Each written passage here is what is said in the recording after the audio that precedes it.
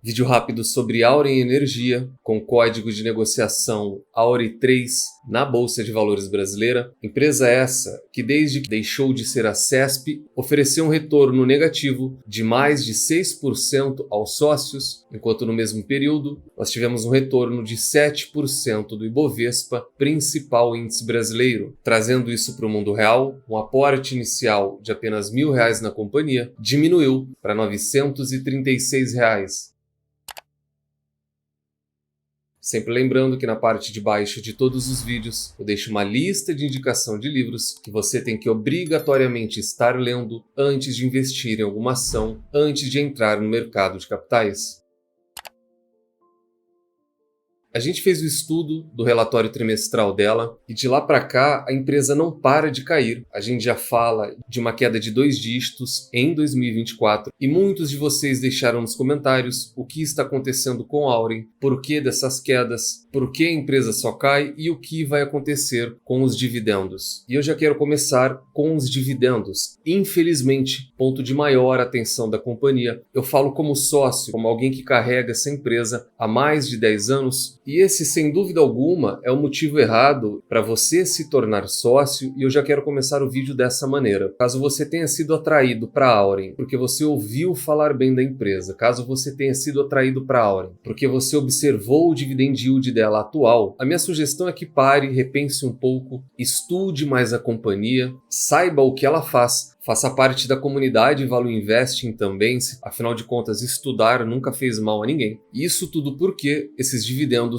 tendem a não continuar. Na avaliação do Bradesco, abre aspas, Auren pode pagar dividendos mais elevados em 2024. O Bradesco está contando com 1,6 bilhão de reais em forma de dividendos adicionais ou mais um pagamento de dividendos extraordinários. Eles têm um preço-alvo de R$ 15, uma margem que beira 30% frente ao valor de negociação dela hoje. Eles vão citar PMSO, eles vão citar dívida, vão citar alavancagem, mas esse comentário é apenas em cima dessa previsão de quase 20% novamente, em forma de proventos. Previsão essa que se baseia naquilo lá em cima, e 1,6 de maneira extraordinária, previsão essa que pressupõe um payout de 95% da companhia e também pressupõe que a companhia não vá fazer nenhum MEAs. Eu sempre cito MEAs como possibilidades ou quando a gente vai falar de DCF, valor intrínseco de companhia, porque essa é a finalidade deles. Talvez essa seja a primeira vez que vocês estão vendo aqui MEAs, mas que não seja eu citando. Então, em mais uma suposição deles, eles acreditam que a empresa não vai participar de nenhuma fusão e aquisição. E essa quantidade de adivinhações e a quantidade de pessoas que foram levadas a investir em Auren por conta de um dividend yield atual é que me fizeram trazer esse vídeo para vocês. Comentário rápido, não é nada contra a Auren, do qual eu sou sócio há quase uma década da CESP, porém um comentário que eu sempre falo para membros. Nenhuma empresa, de maneira salutar, de maneira recorrente, de maneira saudável, consegue pagar 20% em forma de proventos. Tudo isso é e foi extraordinário, isso inclusive é destacado no RI da empresa. Esses dividendos não são recorrentes, são pagamentos não recorrentes. Então, se você entrou na companhia, já está no prejuízo, porque ela beirou R$ 14,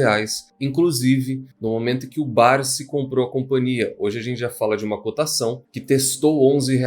Caso você tenha entrado nela por conta dos dividendos, pare e repense sua estratégia. Dividend yield é o menos importante em toda a companhia. Um negócio de excelência é o principal, para que daí o investidor inicie a jornada da maneira correta. Mesmo com esse tanto de adivinhações, ela pode vir a pagar 20% esse ano, assim como ela pagou 20% ano passado? Claro que pode, ela pode vir pagar mais. Só que você como investidor e você como sócio deve enxergar um horizonte daqui a 10 anos. E pelos próximos 10 anos, a companhia não vai pagar de maneira recorrente 20%, porque nenhuma empresa paga. Apenas a nível de comparação, aqui a gente fala da CESP, olha o nível de oscilação. Em um momento ela praticamente não pagava, em outro momento ela pagava 50%. e finalizou com quase 2 dígitos novamente. Então avalie o histórico da empresa, já em adianto no gerenciamento de risco, porque eu não quero me alongar nos números e na análise fundamentalista. A Auren ela tem plenas condições de pagar um yield de 7, 8, 9% de maneira recorrente para os próximos 10 anos. E é esse o número que o investidor deveria ter na cabeça, porque amanhã ou depois a companhia adquire a ES Brasil, por exemplo, e ela suspende totalmente seus dividendos, porque ela tem um grande projeto de aquisição, um M&A, zera os seus pagamentos e o investidor que entrou nela apenas por conta do yield fica a ver navios e, pior de tudo, com essa queda na cotação que já vem acontecendo da companhia. O que é que vai acontecer? Ele que comprou a companhia a R$14 vai vender ela no fundo porque ele não fez a parte dele, ele não estudou o negócio. E é sobre o negócio que a gente vai falar daqui para frente.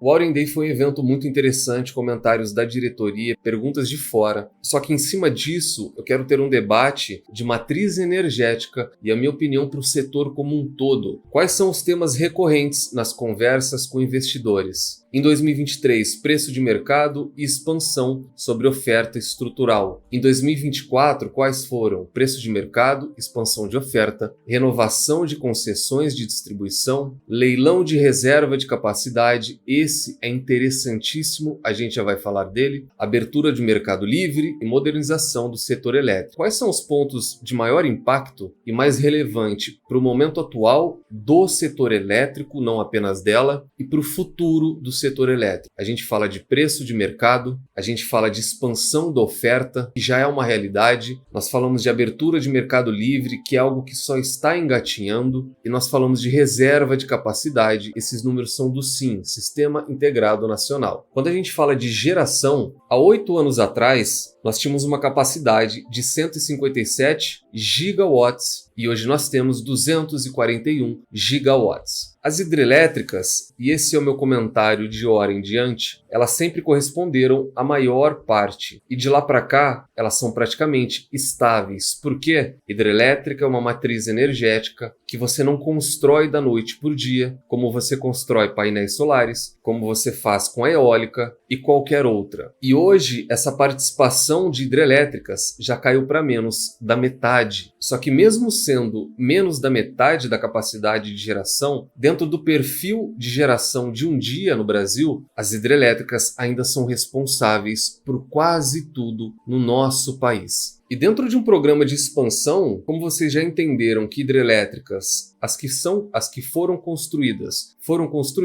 nós temos um cenário de estabilidade há quase uma década. O que a gente tem de exponencial, inclusive de obras não iniciadas, a gente fala de eólica e solar, principalmente solar, uma quantidade absurda de projetos ainda a serem tocados. Qual que é o grande ponto? E para finalizar a linha de pensamento, para finalizar o meu comentário, quanto à capacidade instalada e a matriz energética de geração. Eu sempre fui sócio e sou sócio de diversas empresas geradoras. No caso da Auren, nós falamos de uma puramente geradora. A Auren não é como uma CEMIG, a Auren não é como uma Eletrobras, que trabalha com distribuição, transmissão e geração. Nós falamos de uma empresa puramente geradora de energia. Em outros vídeos eu já deixei minha opinião quanto a essa nova matriz energética, uma matriz energética totalmente voltada para o ESG, mas os mais antigos, caso vocês se lembrem, quando tudo isso começou, o ESG foi estourar em 2019-20. Quando a gente fala de CAPEX, quando a gente fala de investimento, quando a gente fala até mesmo do preço de um painel solar, era um valor gigantesco. Então todo o CAPEX que você tinha, você poderia sim obter um lucro, só que a gente fala de margens muito comprimidas. Quando a gente olha para o sistema hidrelétrico, ele é o contrário, você tem um CAPEX altíssimo, só que conforme o tempo passa, os anos e as décadas passam para essas geradoras, as margens iam aumentando à medida em que elas iam compensando esses investimentos. E mesmo que a gente tenha uma estabilização, porque como eu falei, hidrelétricas você não constrói da noite para o dia e provavelmente nós não teremos mais, a previsibilidade a constância, a segurança energética e a segurança até mesmo para o investidor, quem traz isso para a companhia ainda é o sistema hidrelétrico. Nós ainda nos apoiamos muito no sistema hidrelétrico. Por que disso? Por conta dessa palavra, e a gente entra em outro tema: fontes intermitentes. Por mais que a matriz energética esteja melhorando, e ela está com essa diversificação, as empresas não podem contar com elas a todo tempo. A geração solar, por exemplo, que é a que mais vem crescendo e de uma maneira disparada, apenas em um período de dia a gente pode contar com esse tipo de matriz. Então, para finalizar a linha de pensamento quanto às hidrelétricas, eu sempre fui sócio de geradoras hidrelétricas, por isso sou sócio de CEMIG, Eletrobras, sou sócio de CESP e agora Auren e diversas outras. É porque eu sou contra essa nova matriz energética? Não, e aqui nós passamos para outro comentário. É porque toda essa nova matriz energética, ela é intermitente. Junto a uma matriz intermitente que você não tem constância e previsibilidade, nós temos uma quantidade enorme de novos players que não existiam. Por quê? Sendo redundante e novamente, porque usinas hidrelétricas não são construídas da noite para o dia. Quem tem uma usina hidrelétrica hoje tem, e no momento correto vai ser recompensado. Hoje o que nós temos de empresas, de joint ventures, de produção de energia até mesmo dentro de casa, de mini usinas, mini produtoras, é uma quantidade enorme de players, uma quantidade massiva de competitividade, coisa que não existia lá atrás, e uma imprevisibilidade por conta da intermitência de tudo isso. O que acontece? A sua oferta começa a disparar, e uma vez que a sua oferta começa a disparar e a demanda não acompanha essa oferta, os preços de mercado caem, e todas, não é específico da Auren, mas toda empresa geradora de energia sofre consequentemente por conta dessa alta oferta, por conta dessa alta matriz energética, por conta dessa também imprevisibilidade da matriz energética que tem que ser corrigida onde? Nos preços. Saindo agora desses pontos importantíssimos e da minha visão quanto à matriz energética nacional, a gente vai entrar e vai falar um pouquinho da Auren. Essa frase não é colocada à toa: capacidade e agilidade em trading. Qual que é o desafio e qual que é o questionamento? Como se destacar em um contexto de geração diversificada? Perceba que até eles assimilam isso que a gente vem comentando até agora. E intermitentes, observem aqui, preços voláteis e demanda crescente por flexibilidade, ou seja, um cliente quer uma matriz energética de um tipo, o outro quer a matriz que atenda melhor a ele, o outro quer um mercado livre. Então o cenário da geração está mudando e mudando de maneira rápida. E a Auren se coloca como um dos principais players, na minha opinião, ela está entre as 3 melhores empresas para esse novo, digamos assim, tipo de mercado de geração. Uma empresa que já foi majoritariamente hidro, hoje tem 60% do seu portfólio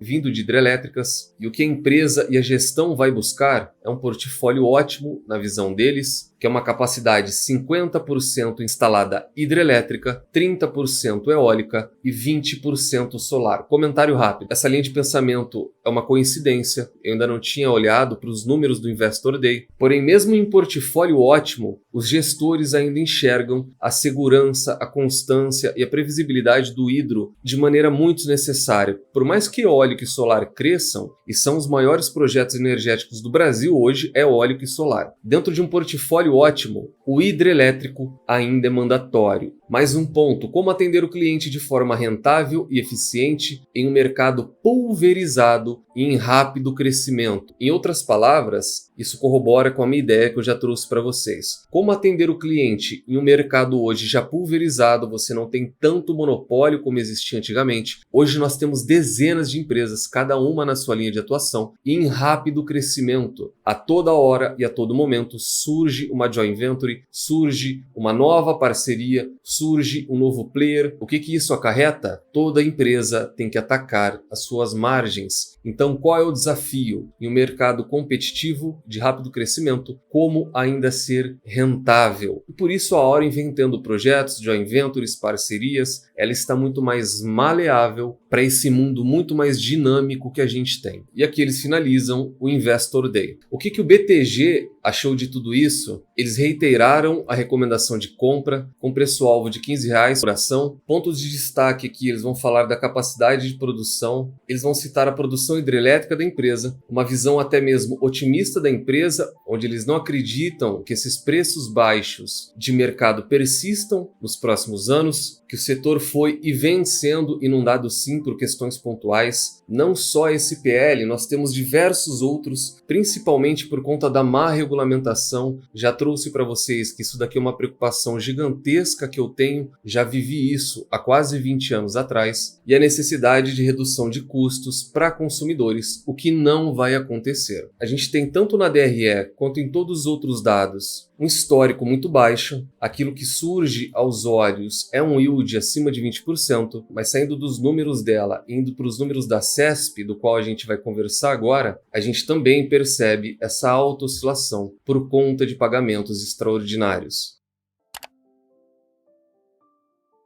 Gerenciamento de risco esse pessoal, individual e intransferível. Portanto, falamos da Auren Energia, uma empresa de utilities do setor elétrico, e ela obtém nota 3. Ela é considerada uma boa empresa. No último vídeo que eu trouxe um alerta da companhia, a gente teve um tom muito mais duro e eu me sinto à vontade em fazer isso, mesmo que isso desagrade a muita gente, porque eu sou sócio de todos ou quase todos os ativos que eu trago para vocês. E hoje o tom da Auren, ele talvez seja muito mais positivo do que naquele vídeo. Por quê? Porque aqui nós não debatemos números que não são tão bons da companhia, nós debatemos e estudamos o negócio e a essência da empresa. Isso que está na tela para vocês é a barragem de Três Irmãos, aqui em São Paulo. Dê uma olhada na magnitude disso e o porquê, até mesmo por uma questão ambiental e de licenças, a gente não tem novos players surgindo nessa área, não se constrói uma barragem todo dia. E a minha opinião quanto a isso é: as empresas geradoras de energia que possuem o sistema hidrelétrico, de uma maneira muito simples, quem tem, tem. No momento correto, isso vai ser reconhecido. Nós ainda estamos muito nessa carruagem do ESG. É uma matriz muito intermitente que, em momento ou outro, vai falhar e a boa e velha hidrelétrica vai ser acionada e o seu valor vai ser reconhecido. É uma das poucas que possui algo de tamanha magnitude. E até mesmo dentro dos números, falei que eu não queria falar de números, mas no relatório operacional dela, os ativos hidrelétricos, observem a disponibilidade, beira 100%. Geração de energia da empresa, no último TRI, 982 megawatts. Em novembro, 1 giga. E as outras fontes, tanto em produção de energia quanto em receita, elas não chegam nem próximas à metade disso. Então, a minha opinião quanto à empresa, analisando o negócio, aquilo que é não tangível, aqui a gente entra em Charlie Munger. Mesmo que ela esteja saindo daquele caminho que eu, como investidor, gosto, que é a segurança, e esteja buscando um portfólio ótimo, que é 50% hidrelétrico, 30% eólico e 20% solar, ela é uma empresa que detém energia hidrelétrica, detém usinas hidrelétricas. Ela não é tão imprevisível, ela não detém negócios com baixas margens, ela não é 100% intermitente. Se você está se questionando se existem ou não negócios assim, sim, nós temos pequenas empresas e pequenos negócios hoje surgindo que são 100% eólicos ou 100% solares. São empresas imprevisíveis, com baixas margens, consequentemente um fluxo de caixa terrível. Então, mesmo que ela caminhe para esse lado, tanto hoje quanto amanhã, eu ainda gosto muito do negócio da empresa, da mesma maneira que eu gostava e me tornei sócio da CESP. Então, ela é uma empresa para o futuro, ela é uma empresa com resultado cheio de não recorrentes ainda, ela é uma empresa com muitos projetos, ela é uma empresa com uma matriz energética diversificada e intermitente. Em contrapartida, é uma empresa geradora líder de setor que ainda dentro da sua capacidade instalada depende e gosta do setor hidrelétrico e não pretende se desfazer dele, afinal de contas, ninguém jamais se desfaria de algo assim. Ela é uma empresa historicamente boa pagadora de proventos, porém, novamente um alerta, quando a gente fala da Auren, eu já trouxe em outros vídeos e vou trazer novamente. Esse dividend yield tende a não continuar, ele tende a se ajustar com o passar do tempo. Por favor, favor, não contem com esse dividend yield alto. Eu sempre falo para os membros, dividend yield atual, ele não tem serventia alguma, ele só serve para enganar o investidor. Ele é tão maléfico que não à toa a maioria das pessoas vem com prejuízo acima de 2 dígitos recentemente, porque elas olham apenas para o dividend yield.